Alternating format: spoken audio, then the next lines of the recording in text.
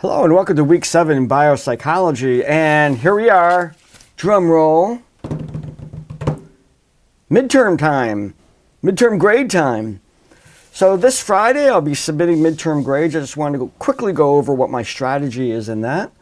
What I do is I report attendance. In this case, in an online class, I'm reporting your grades on the discussions. I have found statistically that the discussion grades predict the rest of the grades, so it's just sort of an easy way to measure what you're most likely to get in terms of your final grade.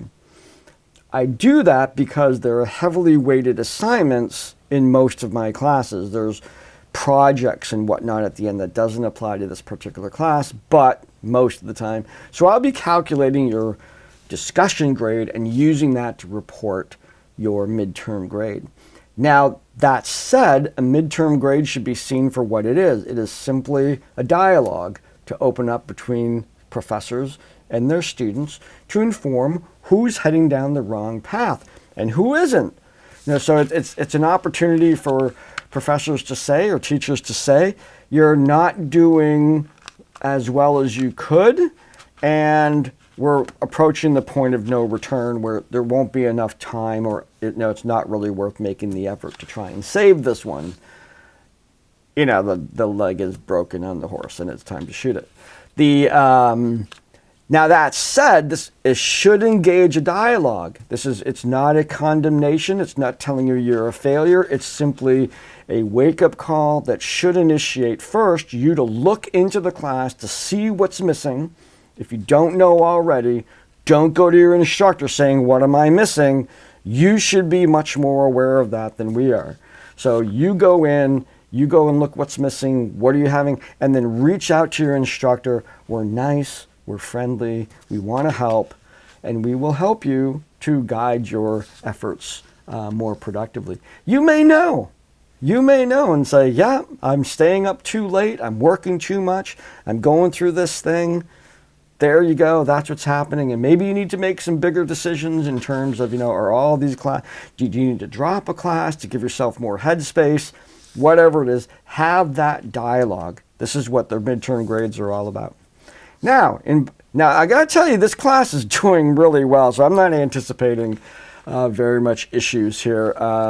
You guys are dynamite. So we are in chapter 7, where we're going to be looking at the other senses. Like I said, we're talking about vision. This particular textbook kind of uses that as a model for the biopsychological perspective on the senses, and we kind of assume pretty much that model for the rest of the senses. But in this class, we get a sense of all those different senses. There's a lot more than 5, and we get a sense of pathways specifically for some of those different senses. And I'm going to be focusing a little bit on auditory. Now, auditory is a big one for me. I wouldn't say I'm legally deaf, legally hard of hearing. I wear hearing aids. I'm very focused on listening and the importance of audio. And I'm also a musician. So in approaching this particular topic, like the author would focus on vision, I've decided to spend, of all the senses in this chapter, decided to spend a little time on auditory stuff. So the first one the discussion that I want you to get into, the discussion before on visual was visual visual illusions. Now in auditory, I want you to do a little experiment. There's a little bit about music in the chapter, and in the course book and in the book chapter. And what I want you to do is find music that you don't like.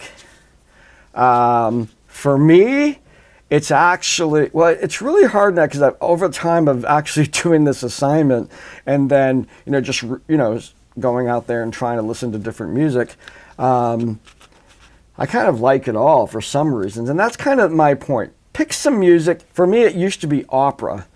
And so I'd pick some music and I'd listen to that. But rather than just cringe, I would actually try to really, really deeply sense the characteristics of that particular music. that seems to be driving you crazy. So what it is, getting beyond any culture associated with it, or let's say you don't like rap, don't get into the gangsta stuff or anything, anything that's related to that. Think of the music itself. What do I not like about the sounds and what I found personally, maybe you'll find the same thing, is that my beef wasn't with the sounds. It wasn't, I could find something that I could really appreciate in all of them. But just to go through that idea of forcing yourself to listen to music that you normally wouldn't listen to. So that's the discussion, sharing that with each other. In Chapter 7 quiz, I'm asking you to do the same thing to the auditory pathway that we did to the visual pathway, and that is describe everything from the source of the sound all the way into the brain and the interpretation of that sound. Those pieces are located in different sections of the textbook and the course book. I'm asking you to bring all those together, describe the auditory pathway. And then there's the lab, and the lab is, and I know I'm behind in those, I'm catching up. The lab this week has to do with playing around with an oscilloscope. Now, an oscilloscope is a machine that measures sound waves. And the website that I bring you to for this lab is a digital one that uses the microphone on your device. Now, this particular website requires that you use a particular browser because of the technology in there. It's suited for the web packet that comes with the particular browser. So you might have to switch your browser or something like that to find one that works. And it's both. It has the ability to take something from your microphone and it'll show the waveform, and then it also has sounds built in that you can play, and you can just see the sound forms. Play anything on the outside too. Anything that will go into your microphone will be expressed on there, and you'll see frequency, which is the number of waves per second, but you'll also see amplitude, the strength of the signal. So soft signals will just be like this, and loud signals will be very loud.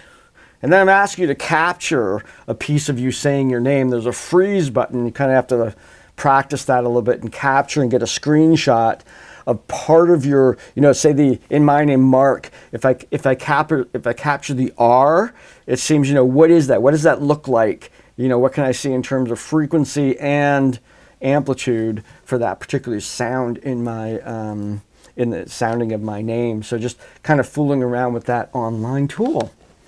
Okay, so that's the work for this week. I hope you have a really good week. We're heading into break. Let's get this really nice and strong ending into break. Take a nice break and come back refreshed for the rest of the semester. So have a great week, and I will see you online.